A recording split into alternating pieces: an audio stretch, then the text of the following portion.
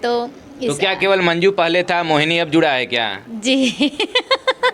तो इसका क्या घटना, ये कैसे घटना हुआ, मंजू से फिर मंजू मोहिनी हो गई?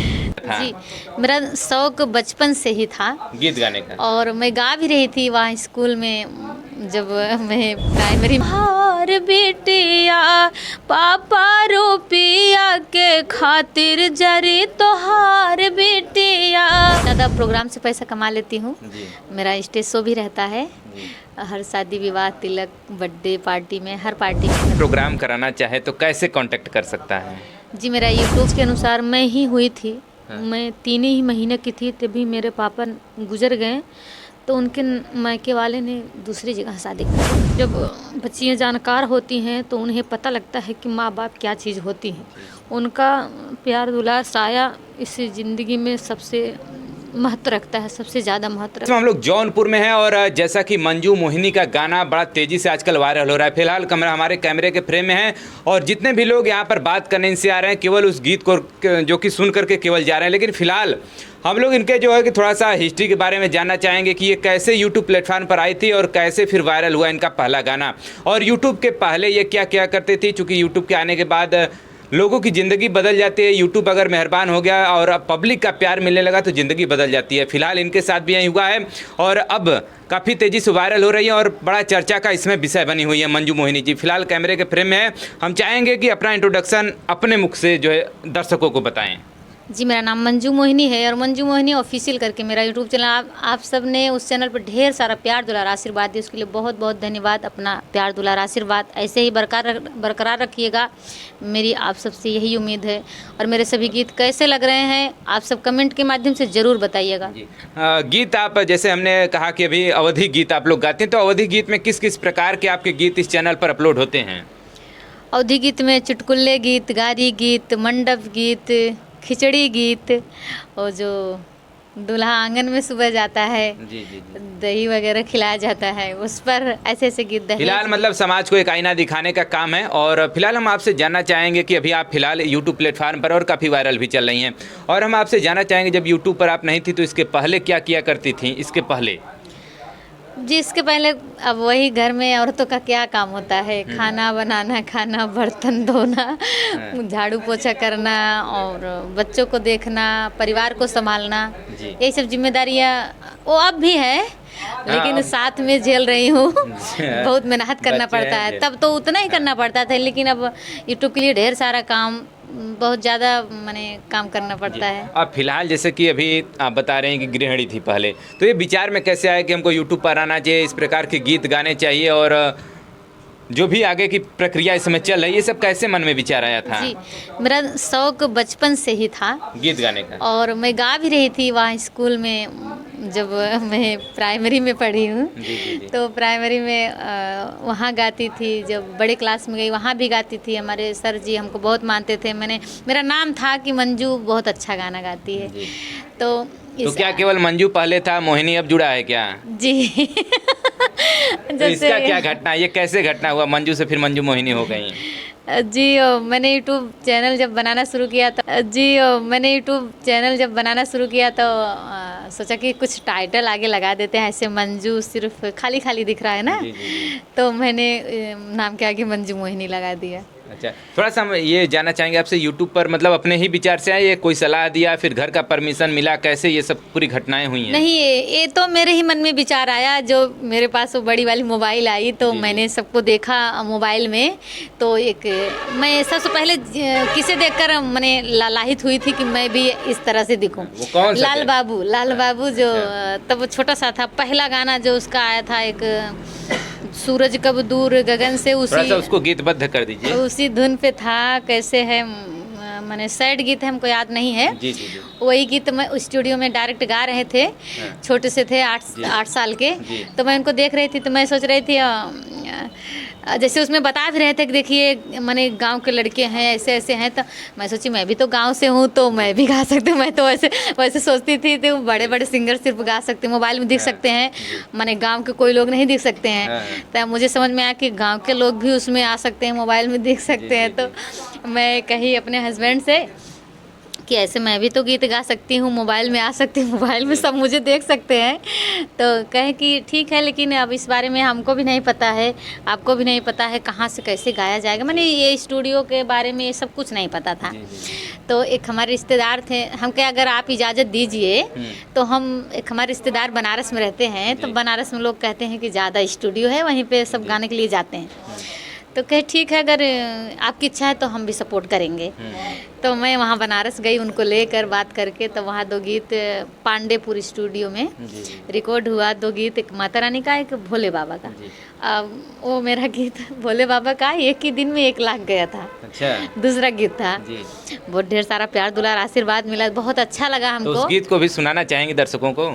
ऐसे है, सैया चले ना देवघर नगरिया ना, राजा चले ना देवघर नगरिया ना, सैया चले ना देवघर नगरिया ना। ये इसके धुन पे था, सैया रहेले मोर बंगालो रवाना, इसी धुन पे था वो गीत। तो मैं गाई थी, लोगों का ढेर सारा प्यार दुलार आशीर्वाद दूसरे ही गीत में मिला था। पहला माता रानी का था, वो बहुत नहीं चला था, वो इस धुन पे था। जाता राया के बाजार, सैया ले ले अइहा, मन भावे मैया। मेरा गीत कैसे था याद नहीं है, बहुत पहले का काफी गीत। हाँ, काफी पुराना है। और कब, ये कौन सा सन था जब ये गीत वायरल हुए थे? तो वो मैं पहली बार जब गाई थी तो शायद 2019 में। अच्छा जी, 4 साल समय व्यतीत हो चुका। हाँ, नहीं तो फिर वो गाना गाने के बाद बंद था, 1-1.5 साल 2 साल बंद था। अच्छा, वो दूसरे के चैनल पे आप गए थे? हाँ, दूसरे के चैनल पे। तो वो वही मैंने रिकॉन म्यूजिक वाले भैया, दीपक नाम है उनका, वो अपने चैनल पर डाल दिए थे। तो फिर से कोरोना काल आ गया। कोरोना काल आ गया, उसमें मेरी जो लड़की थी तबीयत खराब हो गई। तो 1-2 साल मैंने बंद था। फिर थोड़ा सा जब संतुष्ट हुए तो फिर एक कोरोना के बाद फिर गाना शुरू किए। फिर यहाँ मैं भांजे को नहीं जानती थी। तो धीरे धीरे पता मिला, तब यहाँ आए, तब एक दूसरे का सपोर्ट मिला, तब साथ में रहकर अपना चैनल बनाए और साथ में रहकर काम करने लगे। तब जब चैनल बनाए तब काम करने लगे हम और भांजे मिलकर, उनका नाम ब्रजेश है। तो तब हमारा ये तीसरा चौथा गीत था चैनल पे, दहेज गीत। वो तब मैंने तेज़ी से वायरल हुआ, बहुत अच्छा व्यूज गया, आप सबका प्यार दुलार आशीर्वाद मिला पब्लिक लोग का। तो उसी से मेरा चैनल भी मोनेटाइज हुआ, कुछ उससे इनकम भी हुआ। तो हम लोग और आगे काम करने लगे ऐसे ऐसे। उस गीत को भी सुनाइएगा दर्शकों को, जो वायरल गीत है आपका, उसको तो सुनाना ही बनता है। ऐसे था गीत, दहेज के नाते बिटिया ससुराल में सताई जाती है, उसे मैंने जला रहे हैं, परेशान कर रहे हैं, उसी भाव में अपने पापा को याद करके गाती है। कहती है,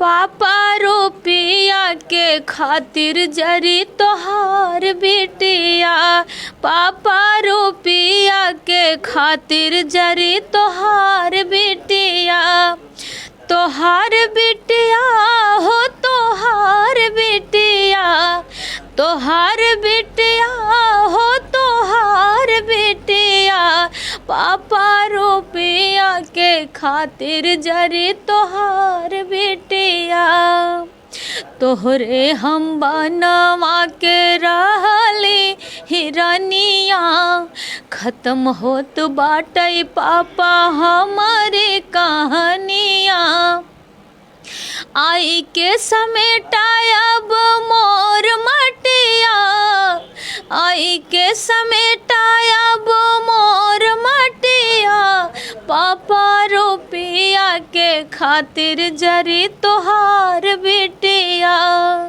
लेके जाय माटी पापा मोर माई के में, सेवा से बढ़ी के दहेज ससुरे में, लेके जाय माटी पापा मोर माई के में, सेवा से बढ़ी के दहेज ससुरे में, छुअही न पावई पापिए मटिया, पापा रुपया के खातिर जरी तोहार बिटिया, पापा रुपया के खातिर जरी तोहार बिटिया।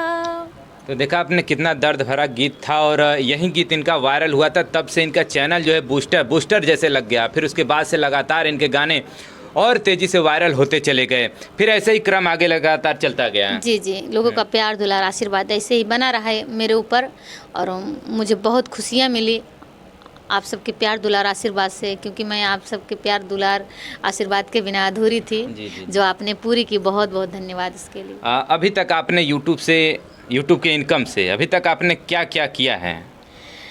जी बहुत, अभी ढेर सारा इनकम नहीं है, लेकिन धीरे धीरे जो अभी क्रम है धीरे धीरे बढ़ रहा जी, है। यूट्यूब का पैसा यूट्यूब के लिए ही खर्च करती हूँ अभी तक ले। जी मतलब यूट्यूब पर आने के साथ साथ इनकम तो मतलब है ही, और साथ ही साथ पॉपुलैरिटी बढ़ जाती है, लोग आपको जानने वाले बहुत मिल जाते हैं।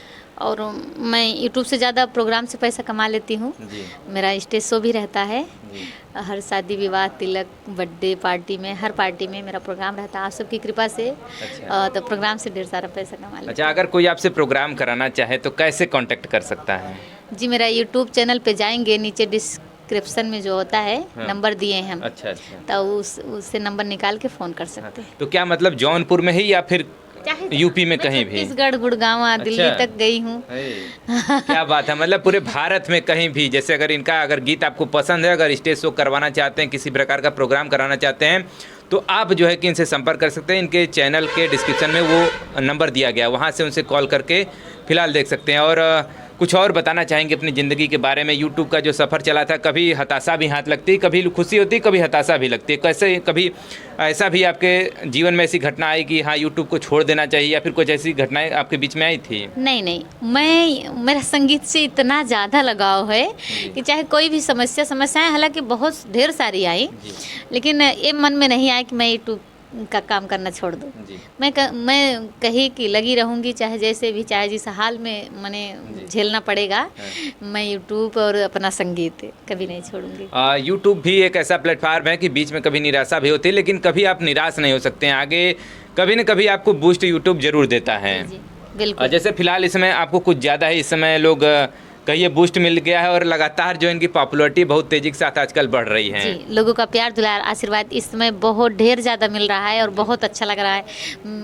मुझे खुशी मिल रही है कि मैं इतने दिनों से जिसके लिए मेहनत कर रही हूँ, लग रहा है कि मैं आज सफल हो रही हूँ। वो चैनल किस सन बना था? आपने जब चैनल बनाया था वो कौन सा साल था जब आपने चैनल बनाया था? 2021 है शायद। 21 में? जी। 21 से 23 मतलब 2 साल का समय अभी हुआ है। और हाँ, 2 साल। फिलहाल जब ऐसे जो लोग आते हैं इंटरव्यू लेने, तब कैसा लगता है आपको? बहुत सारे लोग आपके यहाँ आते हैं जो है कि आपका इंटरव्यू लेने, और अलग अलग जिलों से आपके यहाँ पहुँचते हैं। जी, मैं सबका सम्मान करती हूँ, मुझे बुरा नहीं लगता, मुझे अच्छा लगता है कि मैं किसी के खातिर थोड़ा सा समय दूँ, मेरा सौभाग्य हो। जी। चलिए, फिलहाल और कुछ कहना चाहेंगे दर्शकों के लिए जाते जाते हैं? दर्शकों से मेरी हाथ जोड़ के विनती है, जैसे आप प्यार दुलार आशीर्वाद दे रहे हैं ऐसे ही दीजिएगा हमेशा, क्योंकि मैं आज जो कुछ भी हूँ आप ही की वजह से हूँ। मैंने अपने बचपन से लेकर आज तक बहुत झेला है। भगवान ने मुझे मेरे पैदा होते ही मेरे पापा जी इस दुनिया से चले गए, तो बिटिया की सबसे बड़ी सुख, सबसे बड़ी खुशियाँ पापा मम्मी होते हैं। तो मैं समझिए कि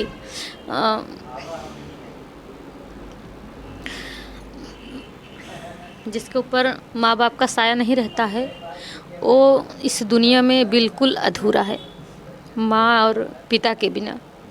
तो मैं इस दुनिया में बिना माँ और पिता के बड़ी पली हुई हूँ।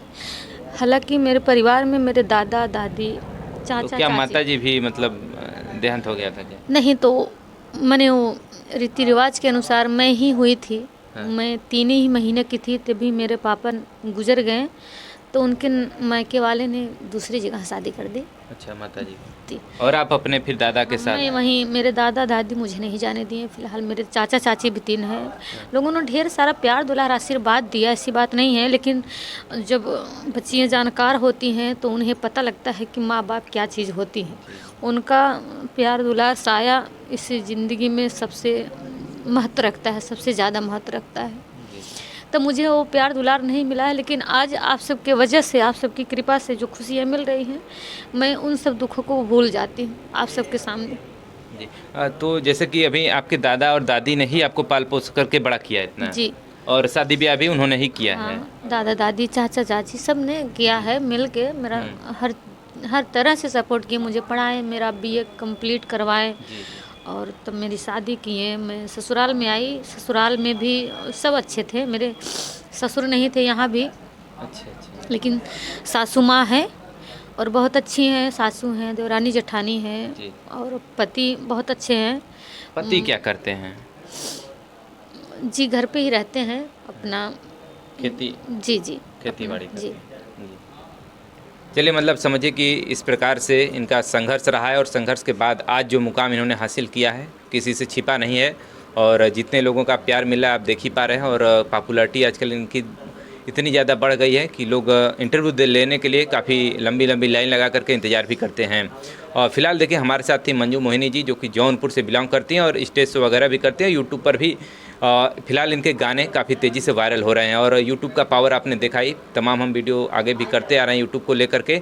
और फिलहाल ये वीडियो कैसा लगा कमेंट करके जरूर बताइएगा, और मंजू मोहिनी जी के इस गीत के बारे में आप क्या सोचते हैं कमेंट करके जरूर बताइएगा। इनके संघर्ष की जो कहानी है वो कैसी लगी कमेंट करके जरूर बताइएगा। फिलहाल मिलते हैं एक और नई खबर के साथ, तब तक के लिए थैंक्स फॉर वॉचिंग। जय हिंद जय भारत।